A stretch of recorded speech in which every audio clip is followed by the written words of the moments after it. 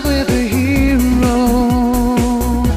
What's up, comic book people of the world? It's the final day in February of 2018, and it's also comic book day. Let me show you what I got. First up is Wonder Woman issue number 41, Amazon's Attack Part 1. Darkseid is back and at full power after taking the life energies out of Zeus. And we found out that he's not quite so interested in Earth anymore, being that Themyscira is no longer on Earth. It hasn't been revealed about what the full details of his plans are going to be, but it seems as though it's going to be pretty darn nasty because it is Darkseid. Batman Beyond issue number 17, Batman versus the Stalker. The battle is still continuing on. The villain known as the Stalker was paid by another villain to take on Batman. This issue we have a Batman Beyond ally, kinda, sorta-ish returning, and there are subtle little hints taking place that maybe, possibly, Terry McGinnis' little brother will take up the mantle of Robin. Which I'll say that this should have happened way back in the Batman Beyond animated series. I like Terry McGinnis working on his own, but I also was hoping that his little brother would take up the mantle of Robin. Action Comics issue 998, Booster Shot Conclusion. Feels like this storyline has been really going on for a long time, and I was hoping for a little bit more out of this, being that Superman is teaming up with Booster Gold. It's not the worst story in the world, and we have a whole timey-wimey thing taking place. And this story does end with full realization of what Superman set out to do, which was to see whether or not his father, Jor-El,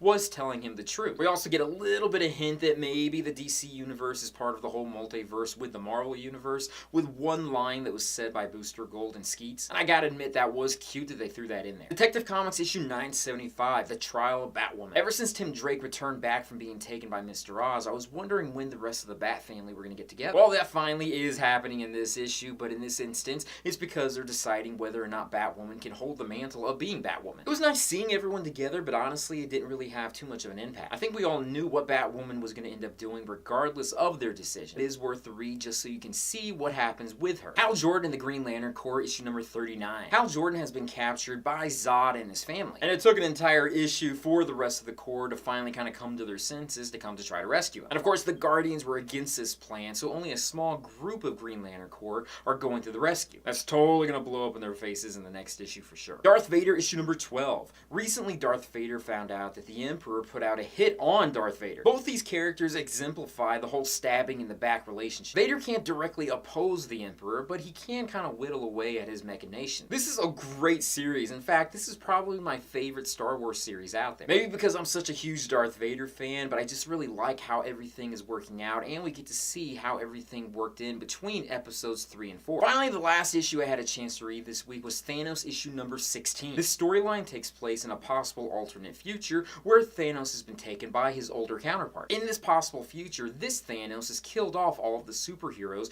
and most of the beings in the universe that could oppose him. This issue is somewhat like a flashback, kind of explaining how everything came about and the origin of the Ghost Rider that exists in this universe. It's not the best storyline, but it seems as though every alternate future has some sort of tyrant in charge. And this time it looks like it's Thanos' turn. That's my comic load for this week. I also got Mara, Queen of Atlantis issue number 1, but whether or not I'm going to do a video on that, I'll think about later because I haven't actually read it yet, and it may be worth it or it may not be worth it. But what did you guys get? Leave comments down below and let me know. But that is it for this week. Thank you guys for watching me in this video. I'll join you in another one very soon. Check out my Patreon site when you get a chance. Check out my social media sites, my websites, and everything else out there. Peace, love, namaste, and I'll see you guys later.